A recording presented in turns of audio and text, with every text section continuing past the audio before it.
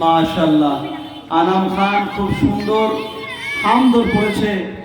আল্লাহ তাআলা আনাম খানকে আরো এর থেকে বলা সুন্দর সুন্দর গজল, কেরাত, হামদ ওয়াসানা পড়ার তৌফিক দান করুক। আমরা সকলে বলি আমিন। আপনাদের সম্মুখে রুবিনা খাতুন গজল পরিবেশন করছে, আপনারা শ্রবণ করুন।